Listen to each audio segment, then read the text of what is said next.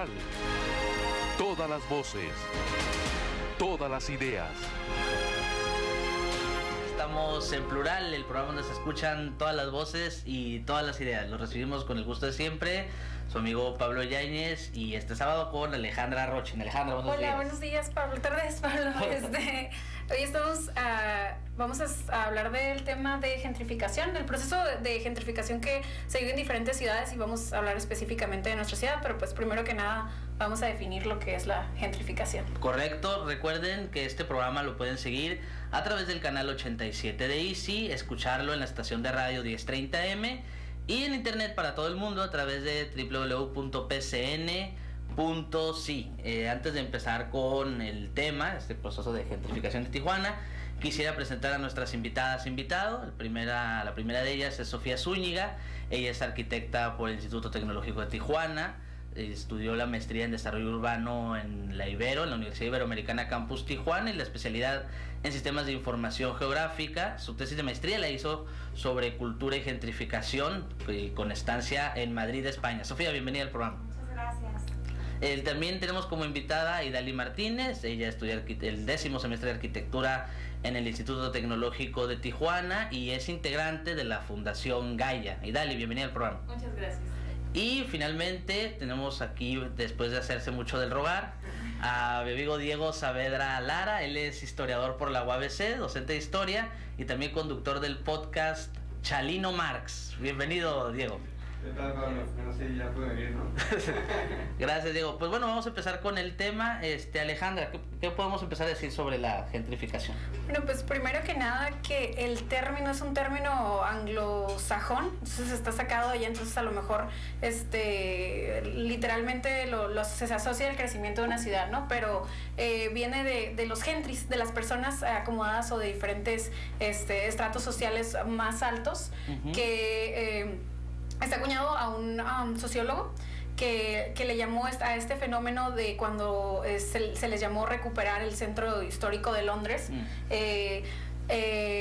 Y fue que ocuparon los espacios de viviendas, renovaron los edificios, hicieron todo esta inversión, y fue de esta forma que se le acuñó el término gentrificación, porque realmente es un término que se le da se asocia a la proliferación, no sé, de cafés, de las cosas que están pasando en estas cosas, uh-huh. Pero no es decir que es un crecimiento específicamente. La gentrificación es confundir y es simplificar algo, pues tiene más matices y más cosas. Es una palabra de origen inglesa, ¿no? Uh-huh. Porque también me ha tocado cuando empezamos a plantear, oye, vamos a hablar de gentrificación, mucha gente preguntaba, oye, ¿qué es eso? ¿Existe esa palabra para empezar? Y entonces viene de gentry, ajá. De los lores ingleses. Entonces, pues bueno, esta palabra no es de origen español, pero vamos a comenzar a hablar sobre este fenómeno. Sofía, bienvenida al programa nuevamente. ¿Y qué nos puedes comentar sobre gentrificación? Bueno, que gentrificación refiere a la transformación de los espacios públicos, precisamente a la rehabilitación.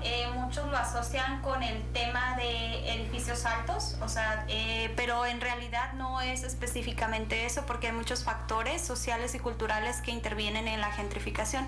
La gentrificación puede darse de manera natural o propiciada por inversiones económicas. Entonces es importante resaltar que hay muchos lugares en el mundo donde sucede de manera natural, y son los artistas o la misma sociedad la que lo provoca, y de repente otras personas como inversionistas encuentran el nuevo espacio rehabilitado como algo más chic o más de moda donde pudieran invertir, y entonces forman parte de la transformación y va cambiando el valor del suelo, ¿no? Entonces eso pudiera agregar a la definición, que no es específicamente una rehabilitación referente a edificios altos. Uh-huh. También tiene que ver el contexto cultural y social. Ok, gracias, Sofía. ¿Y Dali? Uh-huh. Gentrificación. Sí, de hecho, mucha de razón tenía lo que comentaba Alejandra. Realmente lo podemos definir como un fenómeno complejo. No es específicamente edificios altos ni rehabilitación urbana como tal, sino que viene a tener una afectación importante socialmente hablando. La gentrificación nos habla de una especie de mejora de una zona urbana que pretende subir la plusvalía de la zona, con inversionistas, con edificaciones renovadas, pero que al final de cuentas terminan con un costo más elevado que las personas, la sociedad que vive en esa zona, pues no puede costear. Entonces empieza a suceder este fenómeno de gentrificación cuando las personas que antiguamente habitaban esa zona tienen que desplazarse a otro lugar en donde ellos puedan, más bien que se adapte a su nivel socioeconómico, ¿no? Básicamente eso es la gentrificación, la intervención de una nueva inversión a una zona que eleve la plusvalía y que permita un rezago de la población que habitaba ahí antiguamente. Gracias, Idali. Diego.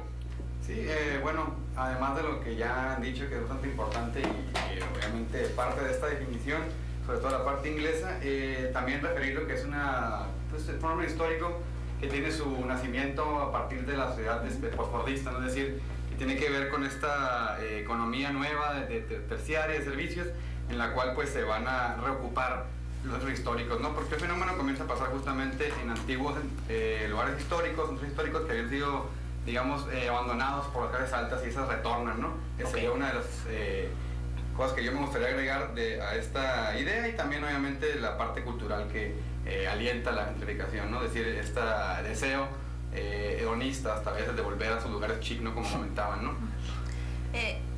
Bueno, también quisiera agregar como otro punto que la densidad poblacional influye mucho en el proceso de gentrificación. Cuando las urbes o las ciudades están condensando, es necesario no aislarse a las periferias, sino rehabilitar los espacios que están mucho más céntricos, porque económicamente puede ser como más productivo. Entonces la parte de la conectividad con el transporte público y hace que se vean como nuevas opciones los lugares que están más cerca del centro. Entonces, conforme más densidad poblacional haya, también se eleva la probabilidad de los procesos de gentrificación. Sofía, nos estabas hablando precisamente del proceso de la densidad poblacional. El término de gentrificación no es tan común en Tijuana, lo que veníamos mencionando. Es un proceso que no es tan nuevo, que no es tan antiguo en Tijuana y que se está desarrollando apenas. ¿Nos podrías hablar un poquito más acerca de Tijuana, de lo que se está pasando en estos momentos o en estos años? Sí, bueno, yo creo que visiblemente a los ojos de nosotros puede parecer nuevo, pero no es un tema propiamente nuevo en Tijuana, puesto que nosotros estamos, ahora sí que tenemos dos contrastes, ¿no? Una urbe que está un poco mejor trazada que la otra, y la otra que tenemos, por ejemplo, podemos tener una zona habitacional muy bien planeada y enfrente una zona de paracaidistas que se va transformando constantemente. Entonces, si nosotros lo vemos como maneras aisladas, de repente hay intervenciones sociales que provocan que ese espacio cambie, como la que se hizo en Camino Verde. Ahí hubo un proceso de gentrificación donde el espacio cobró valor, o sea, hace ya algunos años. O, por ejemplo, en la que tuvimos la oportunidad de participar en Casa de Cultura El Pípila, donde se hizo precisamente había una casa de cultura, pero la gente no quería que existiera porque antes había un lugar productivo en esa zona, ¿no?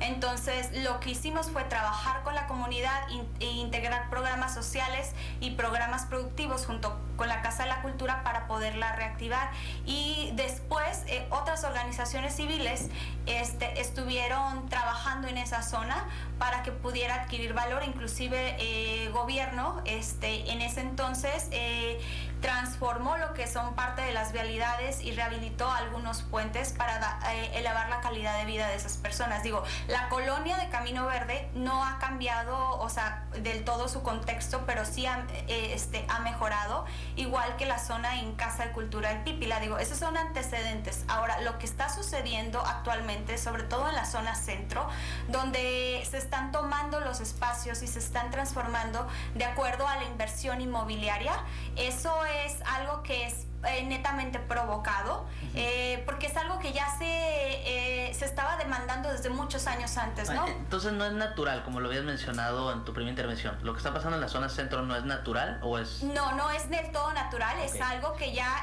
políticamente y también económicamente se había querido provocar desde hace muchos años, y ahorita ahora sí que la zona lo que es el sector inmobiliario encontró la mejor manera de hacerlo, ¿no? Entonces por eso se están transformando esos espacios en el centro. También nos ayudó la parte de la época que teníamos de violencia, cuando los bares que teníamos propiamente en Boulevard Agua Caliente ya no eran del todo seguros, y se da el fenómeno de la calle Sexta, donde los jóvenes empiezan a invertir y ahora sí se renuevan esos bares, adquiere valor. Eso fue como uno de los antecedentes, nos ayudó, eso se dio de manera natural, pero las inversiones actuales en la zona centro no son del todo naturales, son provocadas, ¿no? Y ya se habían querido desde hace mucho tiempo. Entonces, pues eso es lo que puedo comentar de momento. Gracias, Sofía. Diego, ¿tú querías contestar algo?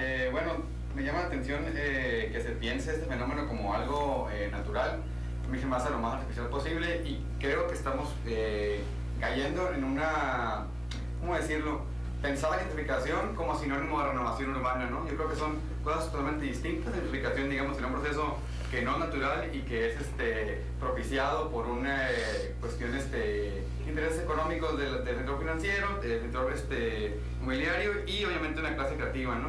No es más para nada natural esta conjugación, sino que es una cuestión que se va armando, ¿no?, con un fin económico. Y la renovación urbana, que es lo que practica o lo que considero yo esa intervención sobre el barrio, que ha sido pues, el Camino Verde, el Pipilar, que creo que es otro fenómeno que no estaría dentro de la cuestión de la gentrificación por una idea, ¿no? Y la otra, justamente, volver a esta idea que mencionaba Sofía, de la desigualdad de planeación, es decir, que puede ser una colonia muy bien planeada y a un metro tener una colonia totalmente en el abandono, ¿no? Y creo que el fenómeno justamente sería pues cómo el Estado abandona la planificación urbana y la deja en manos de los privados, o cómo la sociedad también se ha hecho aparte de cómo hacer sociedad, ¿no? Es decir, el derecho a la ciudad se ha, digamos, cooptado por una élite inmobiliaria financiera, ¿no? Que creo que sería lo menos natural posible en una ciudad. Sí, no sé, para entrar justamente en esto me gustaría sobre que no es algo natural la gentrificación y es algo totalmente artificial.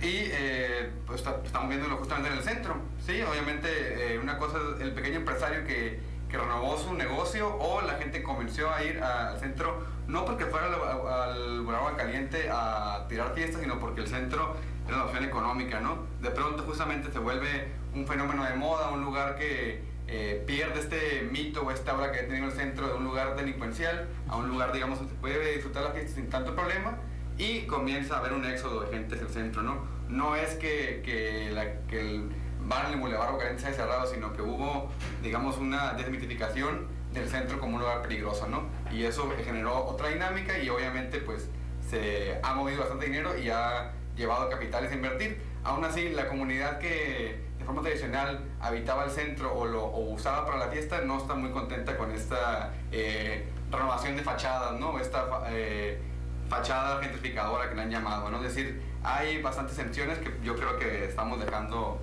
fuera por decir que es algo natural, ¿no? Ok, gracias, Diego. ¿Y Dali?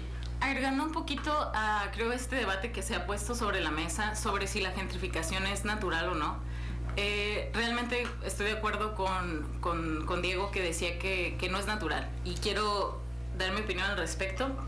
Cuando hablamos de una renovación urbana, podríamos definirla como la renovación urbana es natural. La diferencia entre gentrificación y renovación urbana es que la renovación se enfoca en las necesidades específicas de lo que hay que rehabilitar o renovar. La gentrificación viene a ser una intervención forzada en la zona. Entonces, las propuestas que se han establecido, principalmente en zona centro, 20 de noviembre también es una zona que ha sido intervenida y que nos ha permitido visualizar este fenómeno llamado gentrificación. Sí. Se han presentado inversiones totalmente forzadas, que no corresponden a las necesidades específicas de la zona. Entonces, Cuando nos encontramos con una zona que se encuentra en deterioro, hablando arquitectónicamente, que tal vez los edificios se están cayendo, que ya no hay un gran flujo comercial, económico, intervenimos de esta forma tan forzada con edificaciones, no sé, voy a poner un ejemplo un poco bizarro, pero como si yo dijera, voy a poner un parque de juegos mecánicos en la zona centro porque es lo que es el mercado y es lo que me va a generar dinero. Es algo que no se adapta a lo que necesita zona centro. Entonces de repente tenemos edificios de apartamentos que vienen a saturar el flujo del tránsito, que vienen a modificar la parte de los servicios, que vienen porque digo, personalmente y como experiencia en intervenciones en las cuales hemos participado, de repente nos damos cuenta, wow, la tubería no tenía la capacidad para abastecer todo este edificio de departamentos, ¿no? Entonces empezamos con estas problemáticas. Intervienen en la zona y lo único que hacen es elevar el precio porque están ofreciendo algo nuevo a un mercado nuevo, cosa que los habitantes que residen ahí en ese momento no pueden costear. Entonces en ese momento empieza el fenómeno gentrificación, de me estás elevando la plusvalía, yo no puedo costear este costo, me tengo que ir a otra zona que se adapte a mis necesidades. Eso creo que nos ayuda a definir. Si fuera la gentrificación natural, se adaptaría a las necesidades de la zona y entonces no se llamaría gentrificación, se llamaría rehabilitación urbana, renovación urbana o como lo queramos definir, pero no sería gentrificación. Gracias, Eli Sofía. Bueno, ahí quisiera yo ampliar la perspectiva porque no estoy de acuerdo en dos puntos, ¿no? Y lo voy a dar con un caso claro, como ejemplo fuera de México, ¿no? Para poder ampliar un poquito. Para empezar, la gentrificación no es siempre algo que sea negativo, ¿no? Porque puede detonar el desarrollo económico y cultural de una zona. O sea, no es algo que aunque no sea, digamos, natural. Ahí voy para allá. Hay factores naturales que provocan la gentrificación. O sea, por ejemplo, voy a dar el caso claro de Lavapiés en Madrid. Lavapiés era una zona que no era del todo aceptada por la población en España porque era una zona muy marginada del área de Madrid. Lo que sucede es que la misma población comienza a hacer festivales culturales dentro de la zona de Lavapiés. Entonces, se empieza a dar lo que es la parte de que empiezan a haber inversiones de la parte inmobiliaria de los sectores culturales para ayudar en la transformación del espacio. Entonces, luego se provoca el proceso de gentrificación donde hay inversión de en ciertas rehabilitaciones de edificios y cambia la vivienda. Pero primero van y se mudan ciertos habitantes que creyeron que era como más chic vivir allá en Lavapiés sin que hubiera esa inversión y se provoca de manera natural la gentrificación. Después los inversionistas llegan y comienzan a hacer la transformación, ahora sí, completamente provocada. Entonces sí hay factores naturales que detonan el proceso de gentrificación, ¿no? Y que por eso hablaba de la riqueza del contexto cultural y social que puede provocar el cambio de los espacios. Sin embargo, no siempre es negativo, porque, por ejemplo, lo que está sucediendo actualmente en Los Ángeles, ¿no? Hay una inversión constante en edificios altos y hay un problema súper grande de que hay demasiados homeless en Los Ángeles, ¿no? Entonces, ahí la plusvalía del sitio no está cambiando porque los mismos homeless siguen viviendo ahí. Entonces, en vez de elevar los indigentes. Sí, los indigentes. Siguen indigentes viviendo en la zona y en vez de elevar el uso de suelo, se deteriora. ¿Y qué tenemos ahora? Un problema social que se agrava, donde no tienen ellos el espacio adecuado donde vivir y entonces entra la parte social a tener que ahora sí resolver ese problema, ¿no? Entonces tenemos algo negativo que tiene que resolverse con una propuesta de valor positiva, ¿no? Entonces siempre hay la ambivalencia entre esas dos cosas, ¿no? En el contexto urbano no todo es malo y tampoco no todo es bueno, ¿no? Entonces sí hay que ver el lado positivo de eso, porque si hay un cambio en el valor del uso de suelos o un cambio en la población que va a habitar una zona distinta a la actual, también tiene que haber un cambio social y cultural que se debe de dar, ¿no? Entonces, y lo que está sucediendo aquí en Tijuana tampoco es del todo negativo, ¿no? Porque las inversiones y los cambios ahora sí que a los nuevos edificios que se están dando en la zona centro provoca que hagamos una ruptura en lo que ya se vivía ahora sí con pues ahora sí que con los negocios que se tenían antes, que no estaban siendo del todo productivos y que se tenga que ahora forzosamente cambiar el contexto de la infraestructura.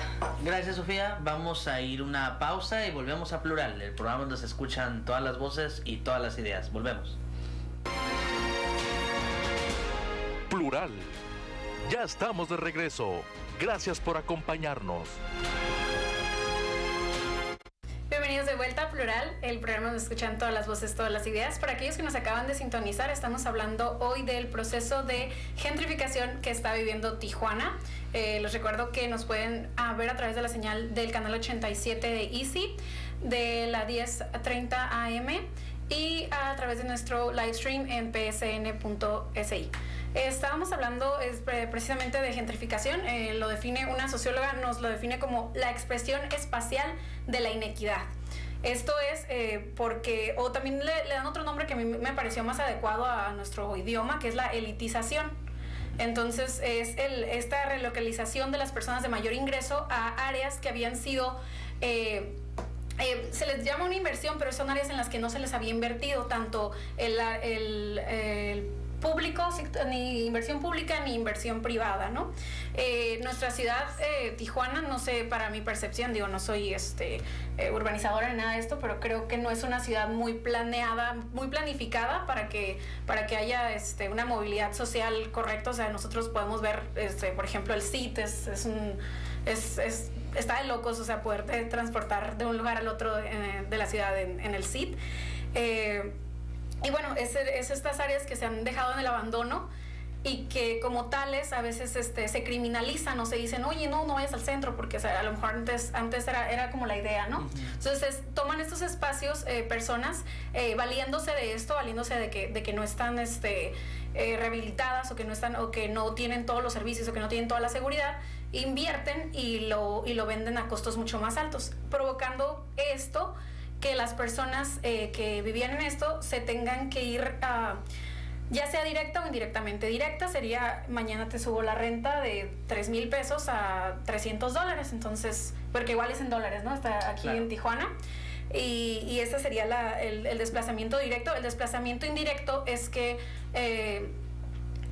por ejemplo, estamos viendo cómo los talleres de zona centro, cómo todos esos lugares productivos de lugares donde se practican oficios están desapareciendo por, no sé, cafés, por lugares de comida diferentes, dirigidos a otro mercado, que es el mercado que está llegando con este proceso de las inmobiliarias que están tomando este espacio.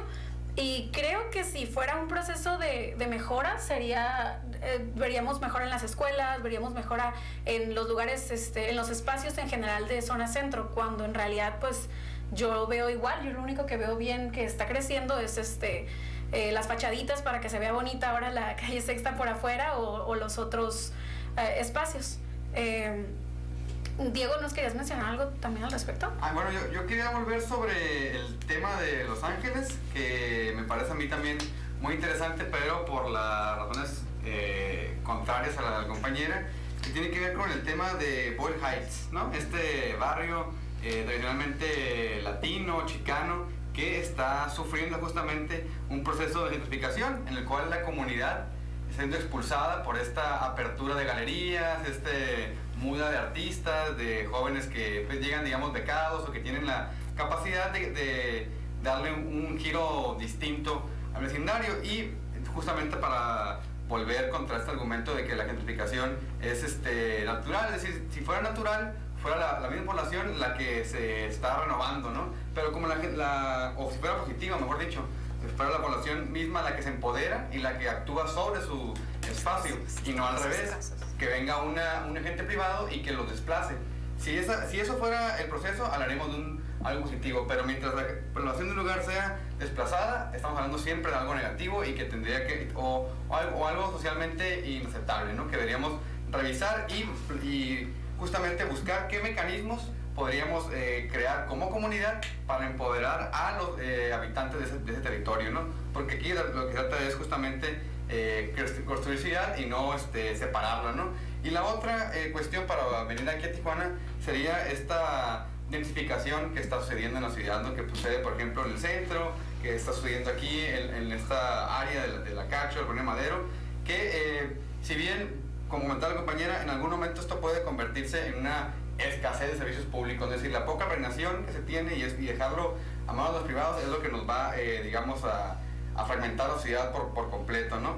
Y yo dejaría justamente la bola en esto, ¿qué tipo de mecanismos se podrían crear o se están creando desde la arquitectura o el urbanismo para empoderar a la población, en lugar de, digamos, abrir el juego cada vez más a los privados o esperar a que venga, digamos, un presidente que esa parte del triunfo financiero pues, nos va a vender la ciudad por completo, ¿no? Yo dejaría ese punto ahí, ¿no? Gracias, Diego. Hay una situación bastante curiosa en cuanto comenzamos a hablar sobre este tema, porque es indudable que la zona centro, por ejemplo, requiere inversión. La zona centro, si no se invierte, no va a disminuir la inseguridad, no van a disminuir los asaltos a mano armada, los robos a los transeúntes, los que usamos transporte público y nos desplazamos del centro hacia nuestros hogares. Notamos que donde hay, por ejemplo, inversión, hay iluminación. Hay lugares totalmente oscuros porque no hay inversión. Pero eso nos hace notar que hay un vacío de un actor que no se ha mencionado, la autoridad municipal. Es decir, al parecer, si alguno de nosotros comienza a sostener que no debería de haber ese fenómeno en la zona centro, que no se debería de invertir, bueno, entonces ¿quién invertiría para mejorar la situación de la zona centro? Entonces nos encontramos en una especie de trampa donde no hay manera de salir, porque, por ejemplo, no sé ustedes, yo consumo alcohol cuando salgo en la calle Sexta. Concretamente, ya saben, en un bar que tiene unas palmeras afuera. La única manera de garantizar que ese bar, que ir a ese bar sea seguro, es con iluminación, con seguridad pública.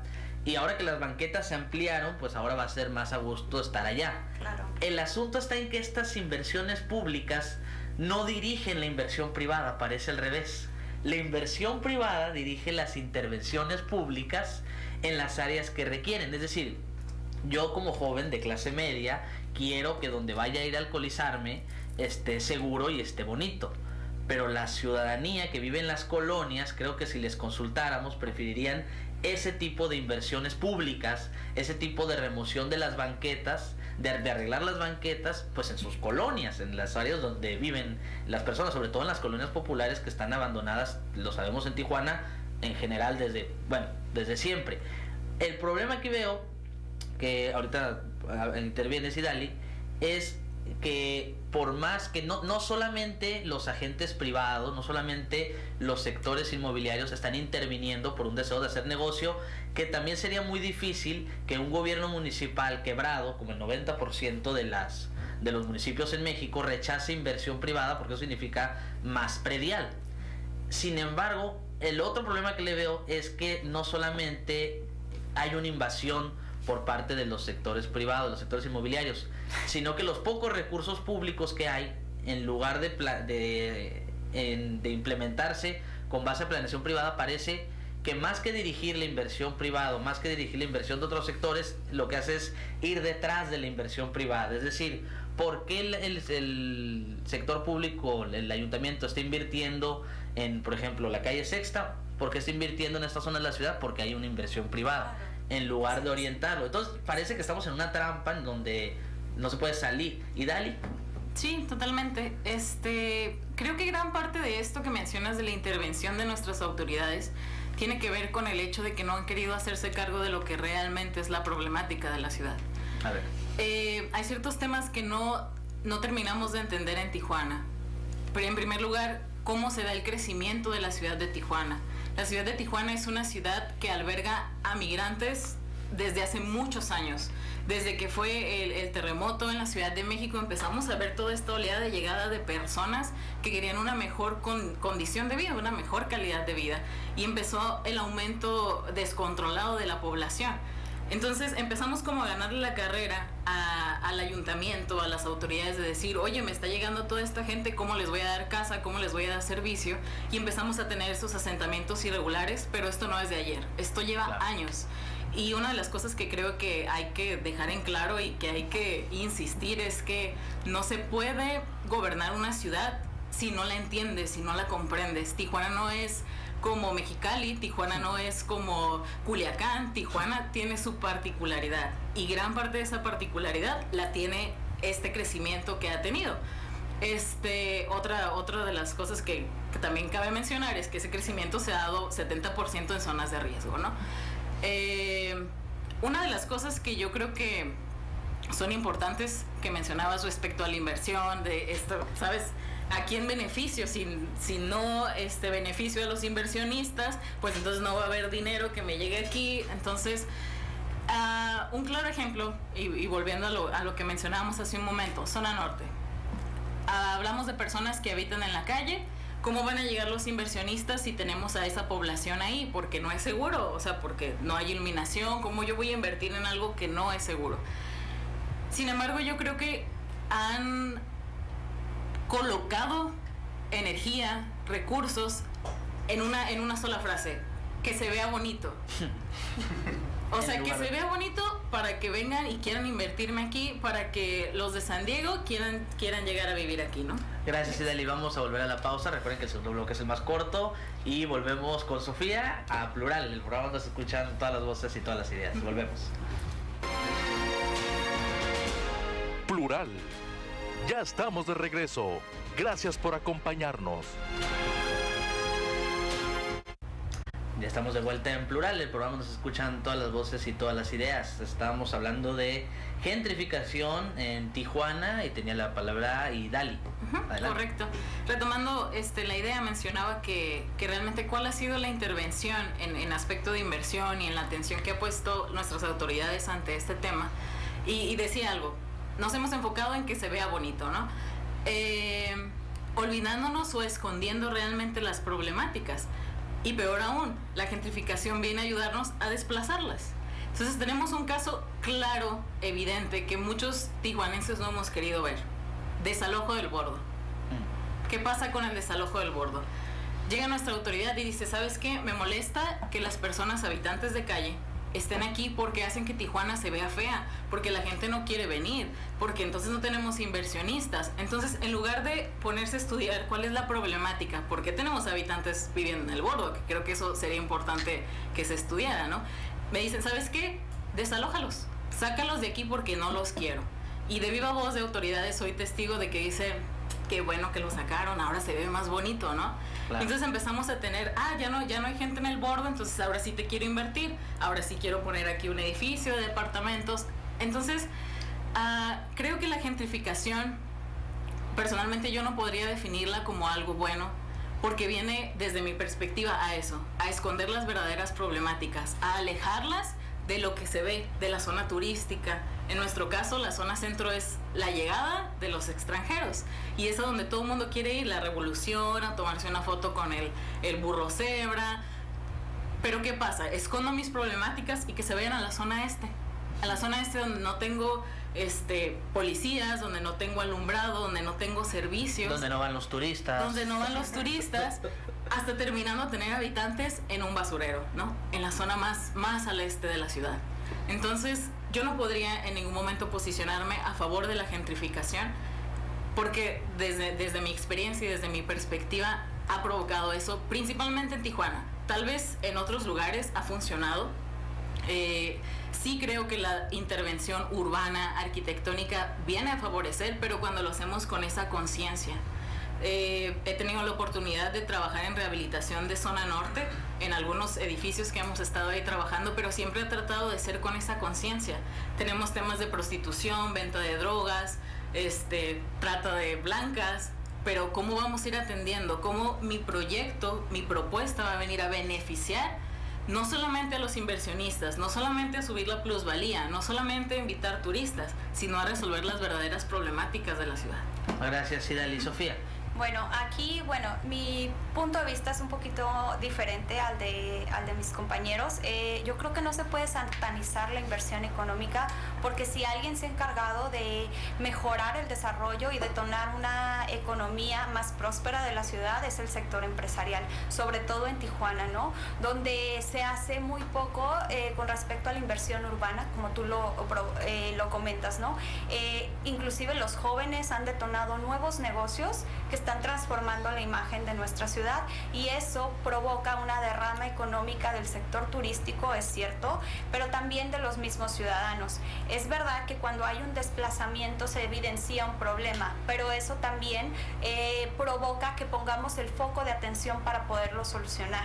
Algo que podía ser estático, porque la gente puede permanecer en el centro por años y nadie ve el problema, ¿no? Pero viene un proceso de gentrificación, evidencia el problema, y ahora sí, todos, ahora ¿qué hacemos con esta gente que están desplazando? Porque el problema se va a agravar, o sea, no solo la están desplazando, se va a agravar, entonces hay que mejorar, hay que transformar. Entonces yo creo que hay dos palabras súper importantes, una es colaboración y otra es entendimiento. Hay que entender el problema social, hay que ver las cosas no solamente desde una perspectiva. No sería bueno satanizar a alguien que está haciendo su trabajo. ¿Por qué? Porque los inversionistas están arriesgando un capital, o sea, bien o mal lo están haciendo. El gobierno por su parte está colaborando en algunos aspectos, pero a ver, aquí yo estoy viendo una problemática social. ¿Qué estoy haciendo yo como fundación?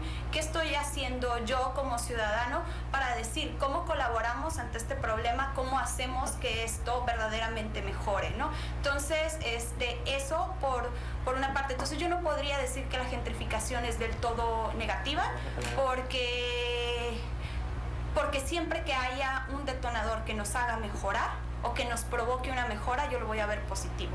Entonces, eso creo que es importante. Aquí yo creo que el problema sería la falta de colaboración y la falta de entendimiento de un problema social que debe de resolverse en conjunto. ¿Colaboración de qué? Colaboración de la parte social, colaboración de gobierno, colaboración de la parte económica, porque, yo detono un cambio, sí, sector privado, ¿no? Pero también está el gobierno y está la parte social y ciudadana que debe de colaborar y que debe decir, ¿sabes qué? Este problema se está agravando, ¿cómo hacemos para que lo logremos? O lo que es mejor, ¿no? O sea, si vamos a provocar un proceso de traslado o de gentrificación, vamos viendo cuál es la vocación social o cómo lo hacemos más productivo.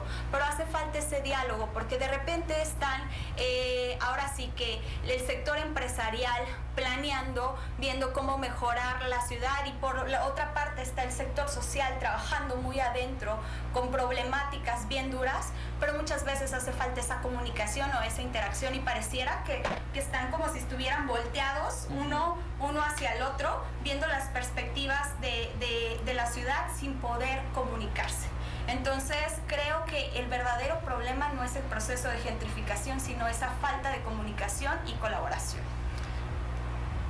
Considero yo que por ejemplo, en una sociedad de libre mercado, ¿no? Como lo es la nuestra, el proceso que vienen haciendo los inversionistas de hacer esto y de hacer las rentas más caras y de hacer todo esto, este desplazamiento que se ve, no veo cómo está beneficiando, si es por la visibilización,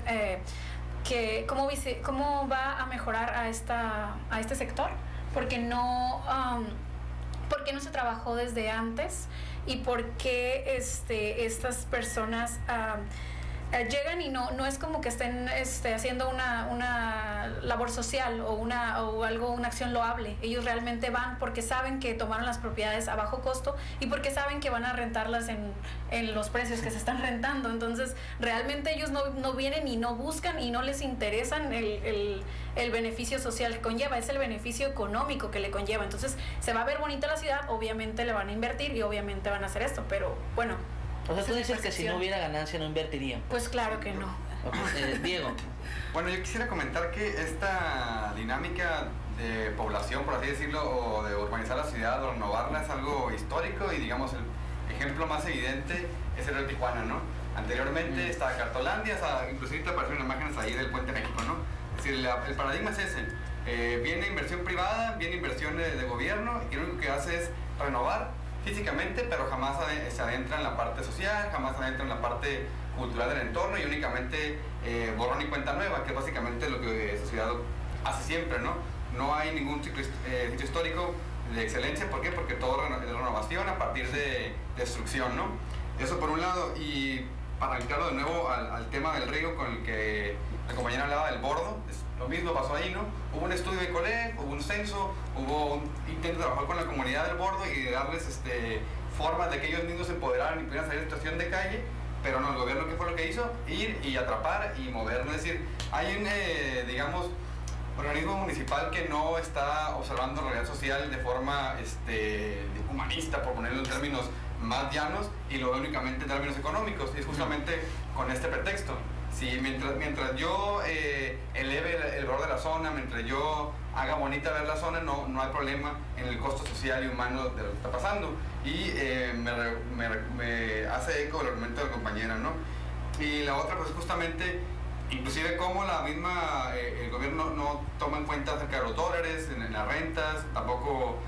Y hay ejemplos de cómo retomar un sitio o cómo poner una ciudad entre todos, hay muchos, y obviamente el ejemplo más latinoamericano será Colombia, ¿no? Con esta idea del crowdsourcing y crowdfunding, que ellos hacen este programa que es Mi Ciudad Ideal en Bogotá, en la cual pues la comunidad plantea qué es lo que quiere de mejoras para su entorno, y una mejora no es poner un café, no es poner un centro cultural que nadie va a tocar, sino justamente ir a la escuela que está dentro de la comunidad, ir y ver quiénes son la gente desempleada y por qué no tienen trabajo, cuál es el problema de movilidad que hay de un barrio a otro. Es decir, esos problemas son los que debería estar actuando sociedad, gobierno, obviamente inversión privada, para no hacer la revolución de una vez, ¿no?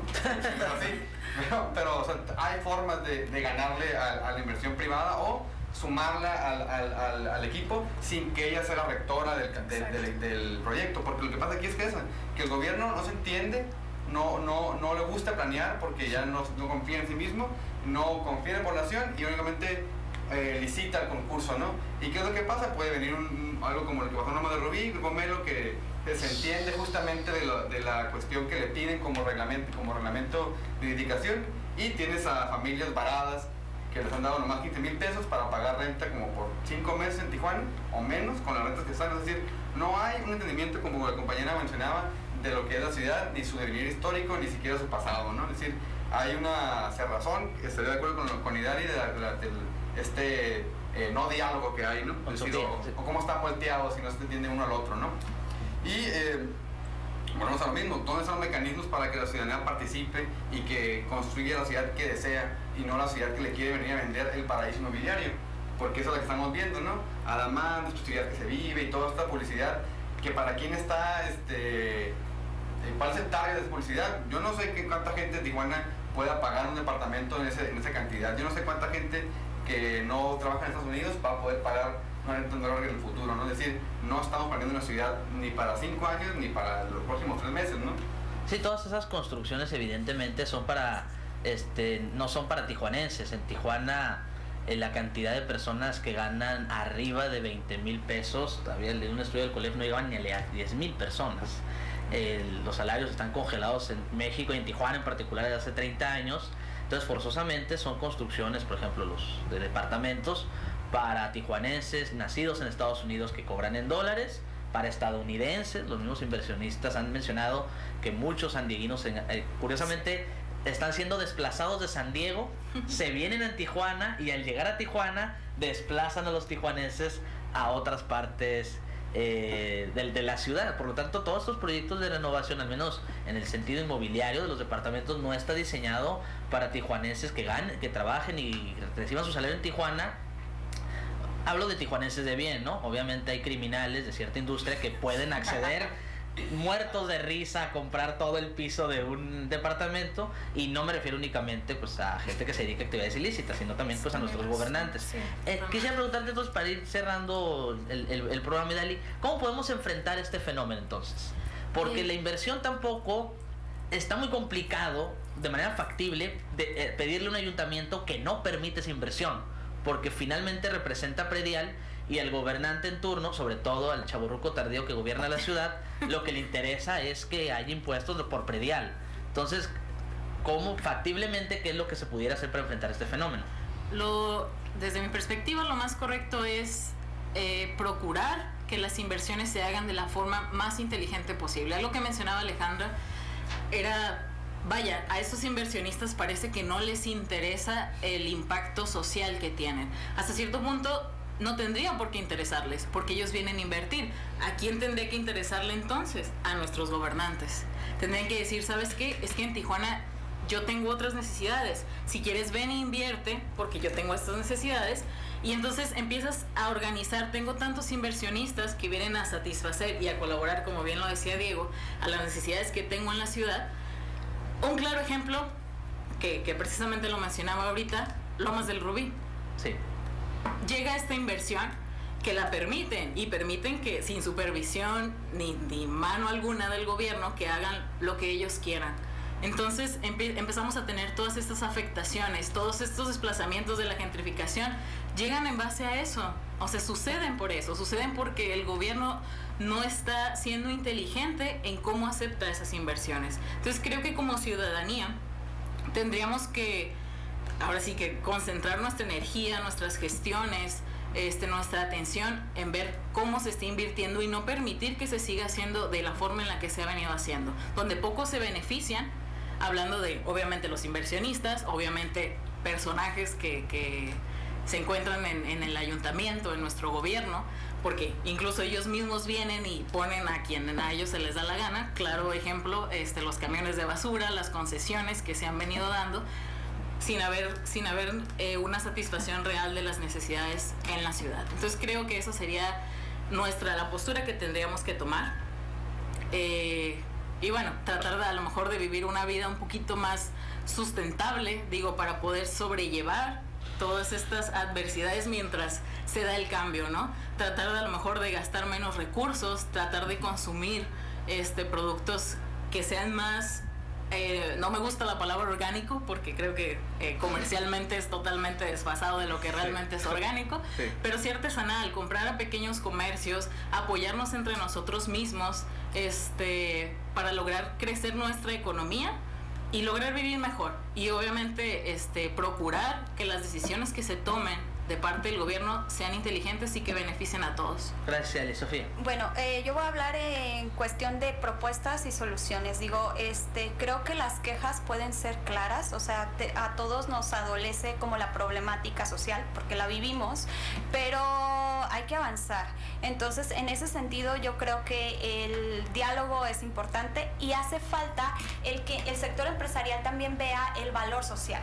Porque el valor social, lo que es la mercadotecnia social y lo que es la parte de verdaderamente darle una propuesta de valor de acuerdo a una problemática, puede tener una derrama económica mucho mayor que la que hay actualmente. Entonces es importante entender que si yo veo una problemática social y la puedo transformar en una solución y a partir de ello intervenir el espacio, va a adquirir más valor. Pero esto no se va a dar si nosotros como ciudadanos que podemos ver esa parte social no dialogamos con ellos y no dialogamos también en cuestión no tanto de los beneficios sociales, sino de los beneficios económicos que esto conlleva. Entonces podría plantear una alternativa de convocar un foro de gentrificación y desarrollo social para propiciar el diálogo entre ambos y ahora sí colaborar en lo que es la planeación urbana, ¿no? Entonces eso pudiera ser como una propuesta de valor, porque no creo que del todo los inversionistas están, por ejemplo, construyendo o terminando de invertir en Adamant, por ejemplo, y no encuentran la manera de cómo venderlo, porque no siempre el mercado americano es ahora sí que el target que debe de ir. O sea, a ellos les ahorra tiempo el saber cuál es el problema, sí. Les ahorra tiempo saber cómo pueden venderlo mejor, ¿no? Entonces creo que sí es importante propiciar ese diálogo y yo me quedaría con eso, ¿no? No ver solamente el lado negativo, sino ver cómo sí podemos lograr una mejor ciudad. Gracias, Sofía. Diego, 30 segundos para despedir. Ok, bueno, yo lo que plantearía es que las colonias se organicen, que vuelva a esa figura del digamos, comité vecinal y que a partir de eso se generen propuestas para la colonia en cada una de las ciudades, ¿no? Gracias, Diego. Y Dali, para concluir. Una frase que creo que nos podría ayudar: nada que no mejore es avanzar. Correcto. Alejandra. Pues creo que hay que trabajar en equipo para llegar a hacer una mejora en nuestra ciudad, pero tampoco hay que valernos de lo que brille más o de lo que nos... Gracias, Alejandra. Yo quiero solo concluir que en este momento cada vez van a tener más poder el sector inmobiliario. Ahora, en estos momentos, no tienen la presidencia municipal. El presidente municipal va detrás de él, pero aún no llegan. Hay que estar prevenidos cuando estos inmobiliarios quieran gobernar la ciudad, porque si algo nos enseña la historia de la humanidad es que juntar el poder político con el poder económico nunca nos va a llevar a nada bueno. Pues bueno, este fue el programa de gentrificación de Tijuana. Este fue Plural, el programa donde se escuchan todas las voces y todas las ideas. Nos vemos el siguiente sábado. Gracias.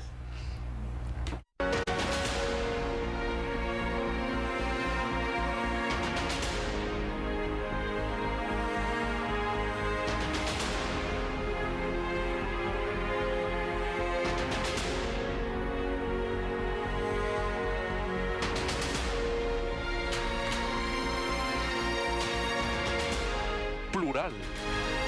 Todas las voces. Todas las ideas.